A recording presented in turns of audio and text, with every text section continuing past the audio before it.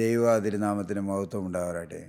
യേശുക്രിസ്തുവിൻ്റെ തിരുവചനവുമായി ദൈവസന്നിധിയിലിരിക്കുവാൻ നമുക്കൊരവസരം കൂടി ദൈവം തന്നിരിക്കുന്നു.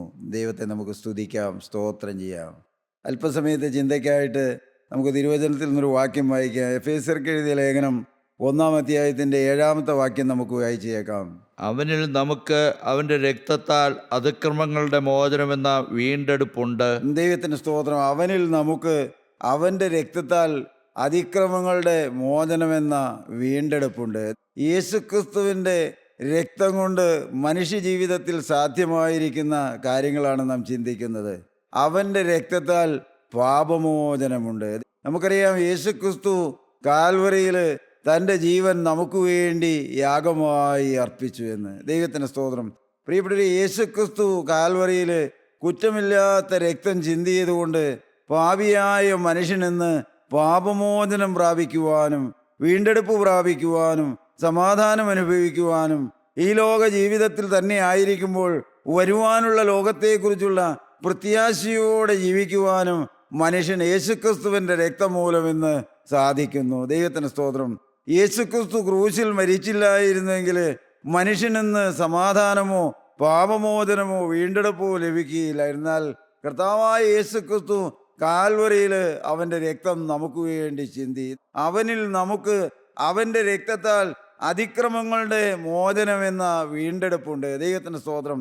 പ്രിയപ്പെട്ട യേശുക്രിസ്തുവിൻ്റെ രക്തം മൂലം അതിക്രമങ്ങളുടെ മോചനമെന്ന വീണ്ടെടുപ്പ്, പാപത്തിൽ നിന്നുള്ള വീണ്ടെടുപ്പ്, നാം ദൈവത്തിൻ്റെ വചനത്തിൽ അരുതേ എന്ന് കൽപ്പിച്ചിരിക്കുന്ന കൽപ്പനകൾ പലതും നമ്മുടെ ജീവിതത്തിൽ നാം പ്രവർത്തിച്ചു പോയതുകൊണ്ട് പ്രിയപ്പെട്ട അതിക്രമങ്ങളിൽ നിന്നുള്ള വീണ്ടെടുപ്പ് കർത്താവായ യേശുക്രിസ്തുവിൻ്റെ രക്തം മൂലം നമുക്ക് ലഭിക്കുന്നു. അവനിൽ നമുക്ക് അവൻ്റെ രക്തത്താൽ അതിക്രമങ്ങളുടെ മോചനമെന്ന വീണ്ടെടുപ്പുണ്ട്. നമുക്ക് വായിക്കാം.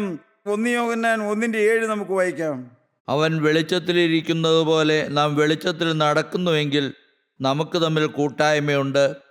അവൻ്റെ പുത്രനായ യേശുവിൻ്റെ രക്തം സകല പാപവും പോക്കി നമ്മെ ശുദ്ധീകരിക്കുന്നു. ദൈവത്തിന് സ്തോത്രം. ദൈവമക്കളെ, കൂട്ടായ്മയിൽ വരികയും ദൈവത്തിൻ്റെ വചനം കേൾക്കുകയും നാളുകളായി ദൈവവചനത്തിൻ്റെ കീഴിൽ ഇരിക്കുകയും ചെയ്യുന്ന നാം ഏറ്റവും അധികം കേട്ടിട്ടുള്ള ഒരു വാക്യമാണ്, ഒരു വചനമാണ്. അവൻ്റെ പുത്രനായ യേശുവിൻ്റെ രക്തം സകല പാപവും പോക്കി നമ്മെ ശുദ്ധീകരിക്കുന്നു എന്ന്. ഈ വാക്യം അറിയാൻ പാടില്ലാത്തവരായി പ്രിയപ്പെട്ടവരെ നമ്മുടെ കൂട്ടായ്മയിൽ നിന്ന് ആരും തന്നെ ഇല്ല. ധാരാളമായി നാം കൂടെ കൂടെ കേൾക്കുന്ന ഒരു വചനമാണ്. യേശുക്രിസ്തുവിൻ്റെ രക്തം സകല പാപവും പോക്കി നമ്മെ ശുദ്ധീകരിക്കുന്നുവെന്ന്. ശുദ്ധീകരണമില്ലാത്ത പാപത്തിൽ ആണ്ടുപോയ മനുഷ്യന് യേശുക്രിസ്തുവിൻ്റെ രക്തം കൊണ്ട് ശുദ്ധീകരണം ലഭിക്കുന്നുവെന്ന്. ദൈവത്തിന് സ്തോത്രം. എന്നാൽ ദൈവമക്കളെ, ഇന്ന് അനേകർക്കും ആ വാക്യം അറിയാമെങ്കിലും അതിൻ്റെ ആന്തരികമായ അനുഭവങ്ങളുള്ളവർ വളരെ ചുരുക്കമാണ്. എന്ത്? യേശുക്രിസ്തുവിൻ്റെ രക്തം കൊണ്ട് എനിക്ക് കഴുകൽ കിട്ടിയെന്നും എൻ്റെ സകല പാപവും കർത്താവിൻ്റെ രക്തം കൊണ്ട് മോചിച്ച് കിട്ടിയെന്നുമുള്ള ആ അനുഭവമുള്ളവർ വളരെ കുറവാണ്. എന്നാൽ ആ വാക്യം അറിയാവുന്നവരിന്ന് ധാരാളമുണ്ട്. ധാരാളം പ്രാവശ്യം നാം കേട്ടിട്ടുണ്ട്, ധാരാളം പ്രാവശ്യം നാം വായിച്ചിട്ടുണ്ട്. എന്നാൽ ദൈവമക്കളെ, നാം ചിന്തിച്ചു നോക്കണം, ഈ ഒരു അനുഭവം എനിക്കുണ്ടോ എന്ന്. യേശുക്രിസ്തുവിൻ്റെ രക്തം സകല പാപവും പോക്കി നമ്മെ ശുദ്ധീകരിക്കുന്നു എന്നുള്ള ആ വചനം എൻ്റെ ജീവിതത്തിൽ അന്വർത്ഥമായിട്ടുണ്ടോ? അതെനിക്ക് അനുഭവമായിട്ടുണ്ടോ?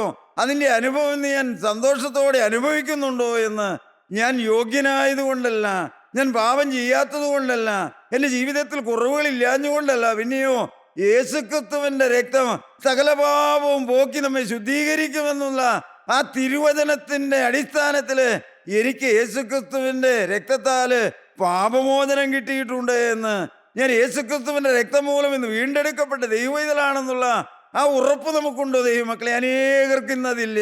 പ്രിയപ്പെട്ടവരെ, എന്താ കാരണം? യേശുക്രിസ്തുവിൻ്റെ വചനം നാം കേൾക്കുന്നുണ്ട്, തിരുവചനം നാം കൂടെ കൂടെ കേൾക്കുന്നുണ്ട്, നാം വായിക്കുന്നുണ്ട്. എന്നാൽ ദൈവവചനത്തിൽ നമുക്ക് വിശ്വാസമില്ല. പ്രിയപ്പെട്ടവരെ, ഒരു വിധത്തിൽ പറഞ്ഞാൽ വചനം കേൾക്കുന്നതല്ലാതെ നമ്മുടെ ജീവിതത്തിൽ അത് വിശ്വാസമായി അനുഭവമായി പരിണമിക്കുന്നില്ല എന്നുള്ളതാണ്. ദൈവത്തിൻ്റെ വചനം പ്രിയപ്പെട്ടവരെ, അത് വിശ്വസിക്കുന്നവന് മാത്രമേ പ്രയോജനം ലഭിക്കുകയുള്ളൂ. യേശുക്രിസ്തുവിനെ നാം ആരും കാണുന്നില്ല. എന്നാൽ ദൈവമക്കളെ, കർത്താവിനെ നാം വിശ്വസിക്കുകയും കർത്താവിൻ്റെ വചനത്തിൽ നാം വിശ്വസിക്കുകയും അവിടുത്തെ തിരുവചനത്തിൽ നമുക്ക് തന്നിരിക്കുന്ന വാഗ്ദത്ത വചനങ്ങൾ നാം മുറുകെ പിടിക്കുകയും ചെയ്യുന്നുവെങ്കിൽ മാത്രമേ നമുക്ക് ആത്മീയ ജീവിതത്തിൽ മുന്നേറാൻ കഴിയുകയുള്ളൂ. എൻ്റെ തൊട്ട് താഴെ കൂടി വായിക്കാം. നമുക്ക് പാപമില്ല എന്ന് നാം പറയുന്നുവെങ്കിൽ പ്രിയപ്പെട്ടവർ, ഈ ഭൂമിയിലിരുന്ന ഒരു മനുഷ്യൻ പറയാണ് എനിക്ക് പാപമില്ല എന്ന്, നമുക്ക് പാപമില്ല എന്ന് നാം പറയുന്നുവെങ്കിൽ നമ്മെ തന്നെ വഞ്ചിക്കുന്നു. അവനെ തന്നെ, അങ്ങനെ പറയുന്ന മനുഷ്യൻ അവനെ തന്നെ വഞ്ചിക്കുകയാണ്. സത്യം നമ്മളില്ലാതെയായി. സത്യം നമ്മളില്ലാതെയായി പോയി. ദൈവമക്കളെ, നമ്മുടെ ജീവിതത്തിലേക്ക് തിരിഞ്ഞു നോക്കണം.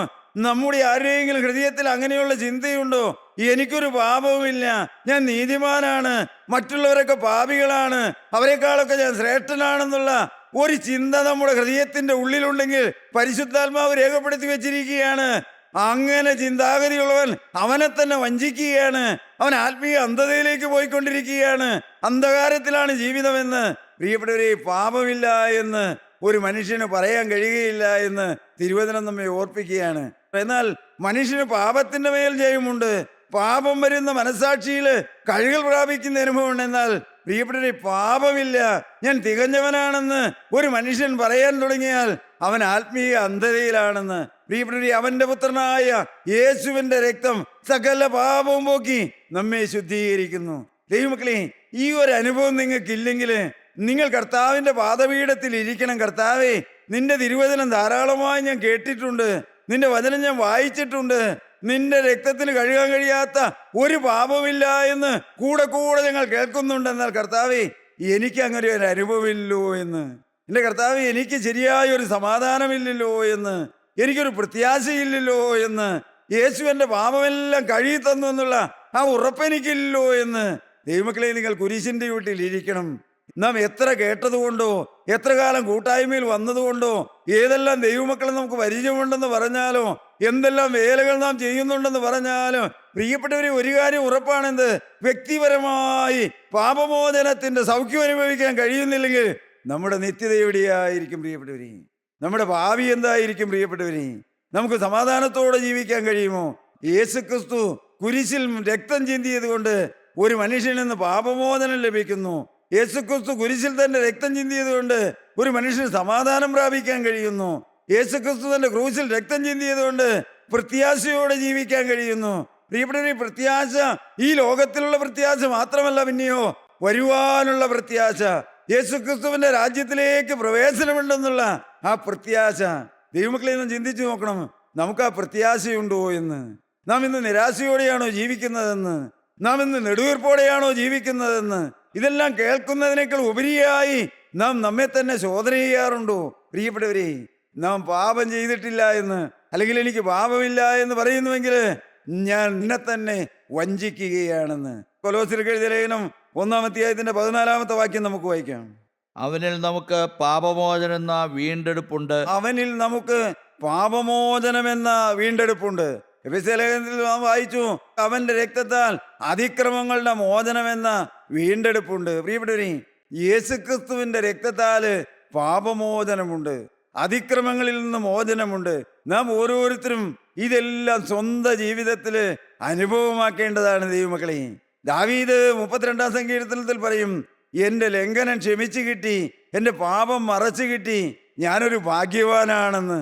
എൻ്റെ ദൈവത്തിന്റെ സ്തോത്രം. ദൈവമക്കളെ, ഞാൻ നിങ്ങളോട് പറയട്ടെ, നാം ആരും ഭയപ്പെടേണ്ടവരല്ല, നാം ആരും നിരാശപ്പെട്ടു പോകേണ്ടവരല്ല. കാരണം ദാവീദിന് പാപക്ഷമ കൊടുത്ത, പ്രിയപ്പെട്ടവരെ, മഗ്ദലക്കാരി മറിയയ്ക്ക് പാപക്ഷമ കൊടുത്ത ആ യേശുവാണ് നമ്മെയും വിളിച്ചിരിക്കുന്നത്. അവന്റെ സ്നേഹമാണ് നമ്മെയും വഴിനടത്തിക്കൊണ്ടിരിക്കുന്നത്.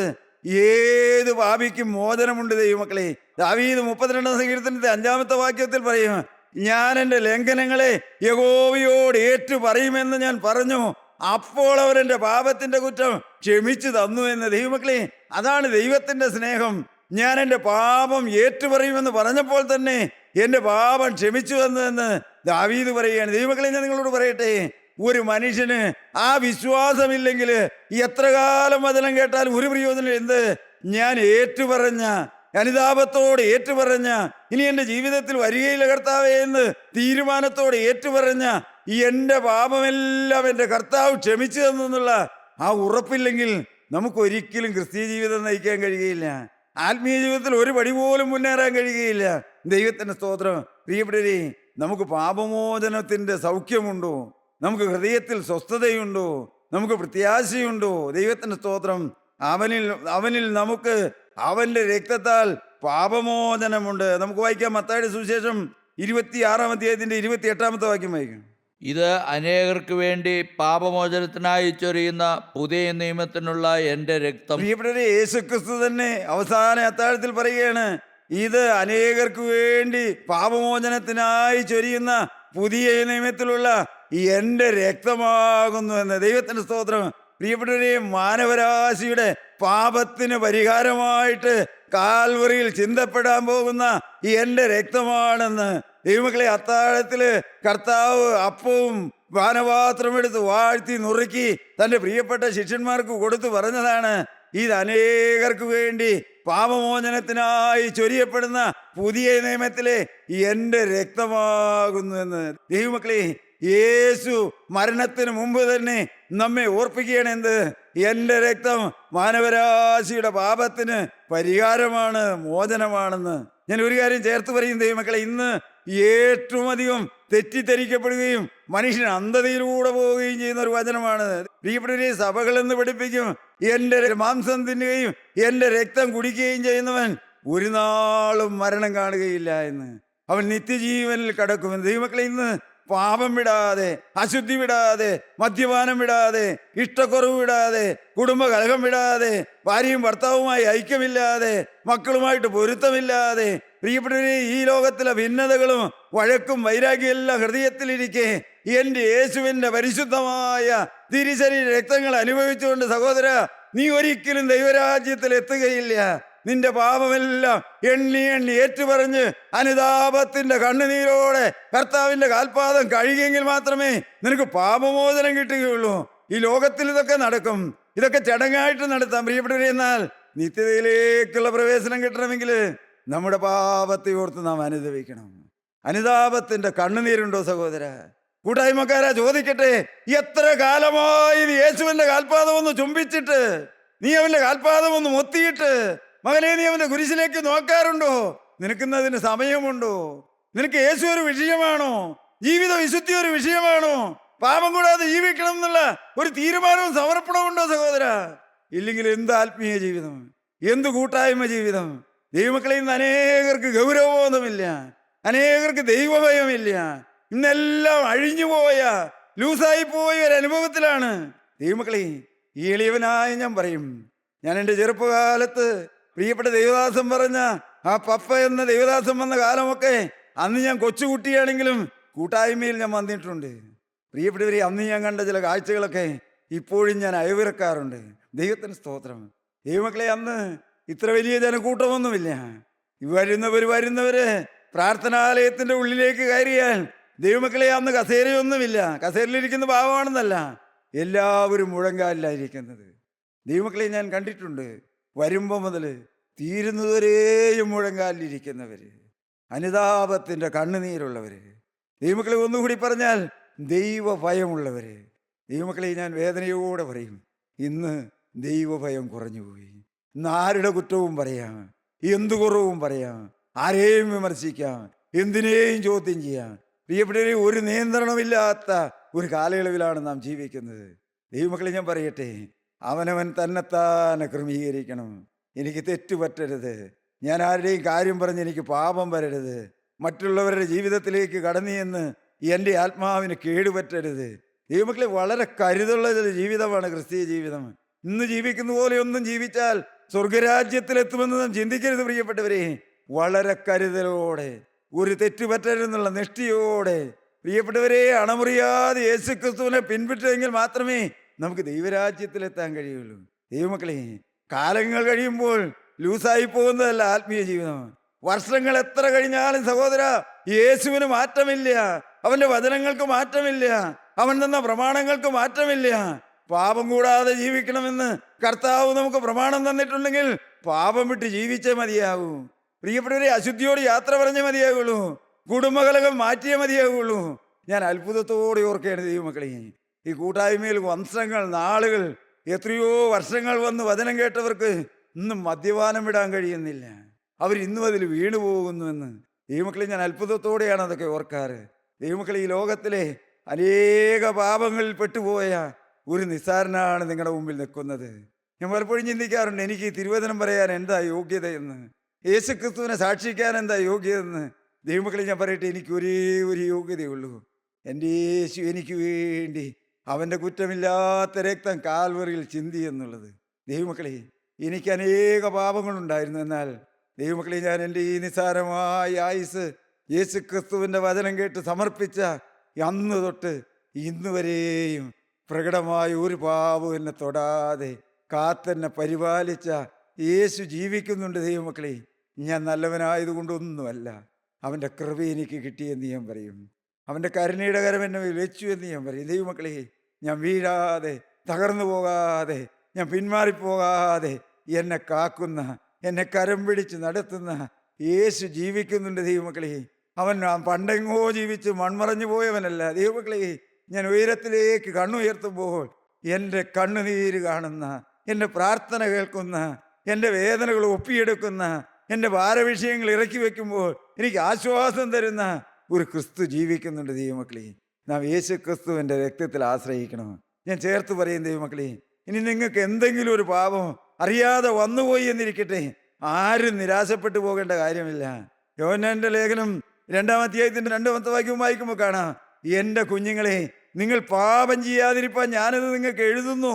ഒരുത്തൻ പാപം ചെയ്തു പോയിയെങ്കിലോ, സാധ്യതയുള്ള ലോകത്താ ജീവിക്കുന്നത്, ദൈവം അനുവദിച്ചിട്ടില്ല. എന്നാൽ സാധ്യതയില് അബദ്ധവശാലംഗം വീണുപോയാൽ ഒരുത്തൻ പാപം ചെയ്തു പോയിയെങ്കിലോ, നീതിമാനായ യേശു ക്രിസ്തു എന്ന കാര്യസ്ഥൻ നമുക്ക് പിതാവിൻ്റെ അടുക്കലുണ്ട്.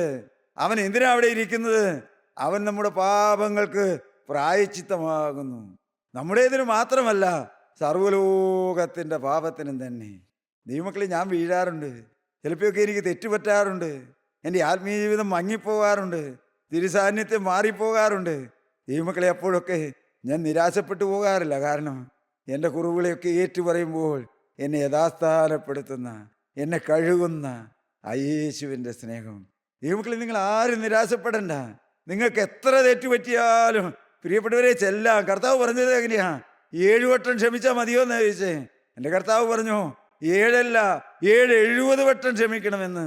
ഒരു സഹോദരന് തെറ്റുപറ്റിയെന്ന് കൂടെ വന്ന് ഏറ്റു പറഞ്ഞാലും അവനോട് ക്ഷമിക്കണമെന്ന്. ദൈവമക്കളെ, എൻ്റെ യേശു ക്ഷമിക്കുകയില്ലേ നിങ്ങളുടെ പാപം? എൻ്റെ യേശു കഴുകിത്തരില്ലേ നിങ്ങളുടെ കുറവുകൾ? നിങ്ങൾ എന്തിനാ നിരാശപ്പെടുന്നത്? നിങ്ങൾ എന്തിനാ പുറകോട്ട് മാറുന്നത്? മകളെ, മകനെ, നിനക്ക് എന്തെല്ലാം കുറവുണ്ടെങ്കിലും നിന്നെ സ്നേഹിക്കുന്ന ഒരു യേശുവുണ്ട് സഹോദര. നിന്റെ കുറവുകളെല്ലാം അറിയാവുന്നവനാണ്. നിന്റെ കഴിഞ്ഞകാല ജീവിതങ്ങളെല്ലാം കണ്ടാണ് അവൻ നിന്നെ വിളിച്ചിരിക്കുന്നത്. നിങ്ങളാരും നിരാശപ്പെട്ടു പോകണ്ട. കുരിശിൻ്റെ വീട്ടിലിരുന്നിട്ട്, കർത്താവേ, ഞാൻ എന്നും വീണു പോവുകയാ, എനിക്ക് എന്നും തെറ്റുപറ്റുക. എൻ്റെ കർത്താവേ, ഈ തെറ്റുപറ്റാത്ത ഒരു ആത്മീയ ജീവിതത്തിലേക്ക് എന്നെ കരം പിടിച്ച് നടത്തണമേ എന്ന്. ദൈവമക്കളെ, ഞാനെങ്ങനെ പ്രാർത്ഥിക്കുന്നു? കർത്താവേ, ഞാൻ തികഞ്ഞുവെന്നല്ല, കർത്താവേ, തെറ്റുപറ്റാത്ത ഒരാത്മമണ്ഡലത്തിലേക്ക് എന്നെ കരം പിടിച്ച് നടത്തണമേ എന്ന്. ദൈവമക്കളെ, നാം ആരും നിരാശയ്ക്ക് ഇടം കൊടുക്കരുത്. എത്ര പാപം വന്നു പോയാലും നാം പുറകോട്ട് മാറരുത്. നിരാശ നമ്മെ തുടരുത്. നിരാശ നമ്മുടെ ഉള്ളിൽ വന്നാൽ ദൈവത്തിൻ്റെ ആത്മാവ് മാറിപ്പോകും. ദൈവമക്കളെ, നിരാശപ്പെടാൻ ദൈവത്തിൻ്റെ വചനം നമ്മെ അനുവദിച്ചിട്ടില്ല. നമ്മുടെ കുറവുകളെല്ലാമായി നാം കുരിശിൻ്റെ വീട്ടിലേക്ക് ചെല്ലണം. അവൻ നമ്മെ കഴുകി വിശുദ്ധീകരിക്കുന്നവനാണ്. ദൈവത്തിന് സ്തോത്രം, എൻ്റെ കർത്താവിന് സ്തോത്രം. വായിക്കാൻ നമുക്ക് കൊലോസ്യർക്ക് എഴുതിയ ലേഖനം 1-ാം അധ്യായത്തിന്റെ 20-ാമത്തെ വാക്യം നമുക്ക് വായിച്ചേക്കാം. കൊലോസ്യർ 1:20. അവൻ ക്രൂശിൽ ചൊരിഞ്ഞ രക്തം കൊണ്ട് അവൻ മുഖാന്തരം സമാധാനം ഉണ്ടാക്കി. അവൻ ക്രൂശിൽ ചൊരിഞ്ഞ രക്തം കൊണ്ട് അവൻ മുഖാന്തരം, ആര്? യേശുക്രിസ്തു മുഖാന്തരം സമാധാനം ഉണ്ടാക്കി. ഭൂമിയിലുള്ളതോ സ്വർഗത്തിലുള്ളതോ, ഈ ഭൂമിയിലുള്ളതോ സ്വർഗത്തിലുള്ളതോ, സകലത്തെയും അവനെ കൊണ്ട് തന്നോട് നിരപ്പിപ്പാനും പിതാവിന് പ്രസാദം തോന്നി. ഈ ഭൂമിയിലുള്ളതോ സ്വർഗത്തിലുള്ളതോ സകലത്തെയും അവനെ കൊണ്ട്, ആരെ കൊണ്ട്? യേശുവിനെ കൊണ്ട് തന്നോട്, പിതാവിനോട് നിരപ്പിപ്പാൻ പിതാവിന് പ്രസാദം തോന്നി. ദൈവമക്കളെ, മനുഷ്യൻ മനസ്സിലാക്കേണ്ട മറ്റൊരു കാര്യമാണത്. എന്ത്? ഈ ഭൂമിയിൽ ജീവിക്കുന്ന മനുഷ്യനും നിത്യനായ ദൈവവും തമ്മിൽ ബന്ധപ്പെടണമെങ്കിൽ ഒരേ ഒരു പാലമേ ഉള്ളൂ, ഒരേ ഒരു മാർഗമേ ഉള്ളൂ. പിതാവായ ദൈവം ആ ഒരേ ഒരു വ്യക്തിയെ ആക്കിയിട്ടുള്ളൂ. ആരെ? തൻ്റെ പുത്രനായ യേശുവിനെ. ദൈവമക്കളെ, ഈ ഭൂമിയിലുള്ളതും സ്വർഗത്തിലുള്ളതും തമ്മിൽ ബന്ധിപ്പിക്കുന്ന ഒരു പാലമാണ് യേശു ക്രിസ്തു. ദൈവമക്കളെ, അവനെ മുറുകെ പിടിച്ചെങ്കിലേ നമുക്ക് മുമ്പോട്ട് പോകാൻ കഴിയുള്ളൂ.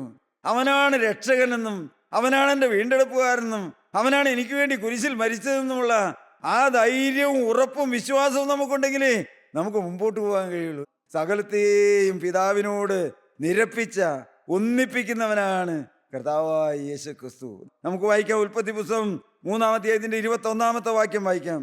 3:7 നാം വായിക്കുന്നുണ്ട്, പ്രിയപ്പെട്ടവരെ, പാപം വന്ന ആദാമും ഹവ്വായും ഹത്തിയില കൂട്ടി തുന്നി ഒരു വസ്ത്രം ധരിച്ചു എന്ന്. ദൈവത്തിന് സ്തോത്രം. എന്നാൽ ദൈവമക്കളെ, ഏദൻ തോട്ടത്തിൽ നിന്ന് അവരെ ഇറക്കി വിടുമ്പോൾ നിത്യനായ ദൈവത്തിന്റെ സ്നേഹം, പ്രിയപ്പെട്ടവരെ, പാപത്തിൽ വീണുപോയ ആ മനുഷ്യനോടുള്ള സ്നേഹം, ദൈവമക്കളെ, അവരെ നഗ്നരായി ഏദൻ തോട്ടത്തിൽ നിറക്കി വിടാതെ ദൈവം അവർക്കൊരു വസ്ത്രം കൊടുത്തു വിട്ടു എന്ന് വായിക്കാം. യഹോവയായ ദൈവം ആദാമിനും അവന്റെ ഭാര്യയ്ക്കും തോൽ കൊണ്ട് ഉടുപ്പുണ്ടാക്കി അവരെ ഉടുപ്പിച്ചു. ദൈവമക്കളെ, അന്നേ ദൈവം തോൽ കൊണ്ടൊരു ഉടുപ്പുണ്ടാക്കി ആദാമിനെ ഹവ്വായെയും ഉടുപ്പിച്ചാണ് വിട്ടത്. എന്താണെന്ന് ഞാൻ പ്രിയപ്പെട്ടവരെ നാം മനസ്സിലാക്കേണ്ടത്, ജീവനോടെ തോലെടുക്കാൻ കഴിയുമോ? ഇല്ല. അന്നേ മൃഗബലി, അന്നേ യേശുക്രിസ്തു കുരിശിൽ മരിക്കുമെന്ന്, പ്രിയപ്പെട്ടവരെ, യേശുക്രിസ്തുവിന്റെ കുരിശുമരണത്തിന്റെ ഒരു നിഴലായി പഴയ നിയമത്തിൽ രേഖപ്പെടുത്തി വെച്ചിരിക്കുകയാണ്. പിതാവായ ദൈവം ആദാമിനും ഹവ്വായ്ക്കും ഒരു മൃഗത്തിന്റെ തോൽ കൊണ്ട് ഉടുപ്പുണ്ടാക്കി കൊടുത്തു, വസ്ത്രം ധരിപ്പിച്ചു വിട്ടു എന്ന്.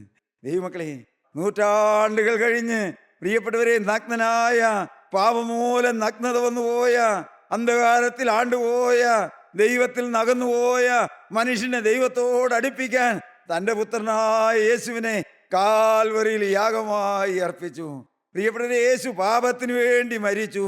യേശു പാപത്തിന് വേണ്ടി കഠിനമേറിയ ശിക്ഷകളേറ്റു. അവൻ മാനവരാശിയുടെ പാപം വഹിച്ച് കുരിശിൽ മരിച്ചു എന്ന്. ഈ മക്കളെ, ആദാം പാപത്തിലായിപ്പോയി, ആത്മാവ് മരിച്ചുവെങ്കിലും ദൈവത്തിന്റെ സ്നേഹം അന്നേ അവന് വാഗ്ദത്തം കൊടുത്തു. എന്ത്? സ്ത്രീയുടെ സന്തതി സർപ്പത്തിന്റെ തല തകർക്കുമെന്ന്. നമുക്ക് വായിക്കാം. എബ്രായർക്ക് എഴുതിയ ലേഖനം 9-ാമത്തെ വാക്യം നമുക്ക് വായിക്കാം.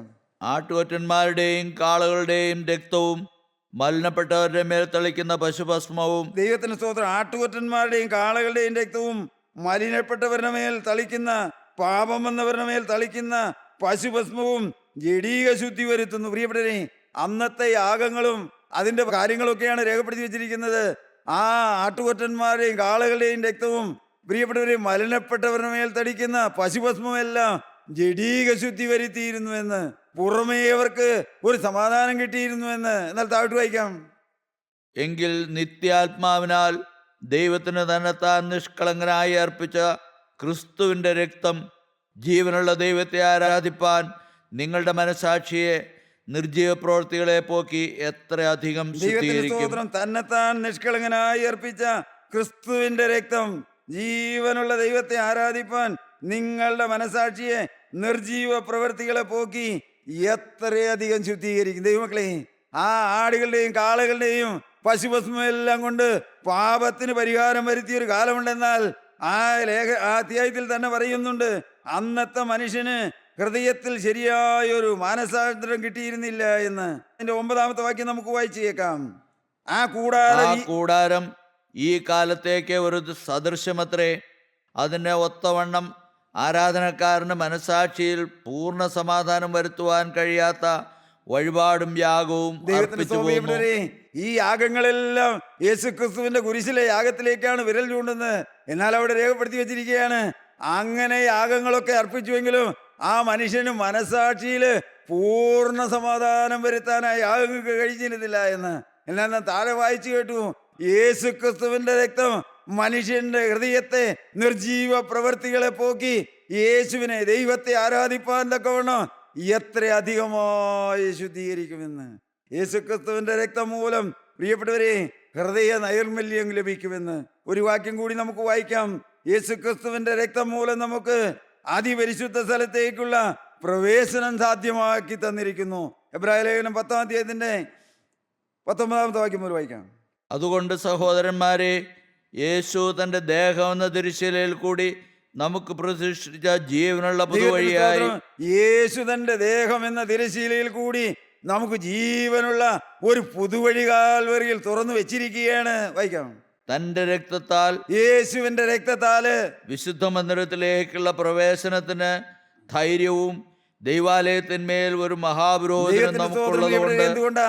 യേശുക്രിസ്തുവിന്റെ രക്തം മൂലം വിശുദ്ധ മന്ദിരത്തിലേക്കുള്ള ധൈര്യമായ പ്രവേശനവും പ്രിയപ്പെട്ടവരെ, രക്തത്താൽ ഒരിക്കലായിട്ട് വിശുദ്ധ മന്ദിരത്തിലേക്ക് പ്രവേശിച്ച ഒരു മഹാപുരോഹിതനും നമുക്കുണ്ട് എന്ന്.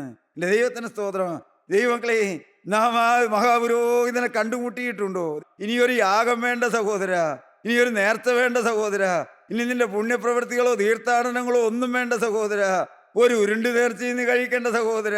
സ്വന്തം രക്തത്താല് ഒരിക്കലായിട്ട് വിശുദ്ധ മന്ദിരത്തിലേക്ക് യേശു പ്രവേശിച്ച് എന്നേക്കുമുള്ള ഒരു വീണ്ടെടുപ്പ് നമുക്ക് സാധ്യമാക്കി തന്നിരിക്കുകയാണ്. ദൈവത്തിലേ, നീ അവനിൽ ആശ്രയിച്ചാൽ മതി, നീ അവനെ വിളിച്ചപേക്ഷിച്ചാൽ മതി, അവൻ്റെ പാദപീഠത്തിൽ നിന്റെ കുറവുകളെല്ലാം ഏറ്റുപറഞ്ഞാൽ മതി. എൻ്റെ യേശുവേ, കുറ്റമില്ലാത്ത രക്തം കൊണ്ട് എന്നെ ഒന്ന് കഴുകണമേ. എൻ്റെ കർത്താവേ, പലവിധമായ പാപങ്ങളിൽ അകപ്പെട്ടു പോയ, പിശാചിന് ഇടം കൊടുത്തു പോയ, കുടുംബം തകർത്തു കളഞ്ഞ, കുടുംബ ബന്ധങ്ങൾ ഉലച്ചു കളഞ്ഞ എൻ്റെ ഹൃദയത്തിലേക്ക് യേശുവേ നീ ഒന്ന് കടന്നു വരണമേ എന്ന് സഹോദര നീ ഒന്ന് വിളിച്ചപേക്ഷിച്ചാൽ നിന്റെ അരികിലേക്ക് വരുന്നവനാണ് യേശു. നിന്നെ കൈക്കൊള്ളുന്നവനാണ് യേശു. നിന്നെ മേൽ ആണിപ്പോടുള്ള കരം വയ്ക്കുന്നവനാണ് യേശു. ദൈവത്തിന് നാം മഹത്വപ്പെടുമാറാകട്ടെ.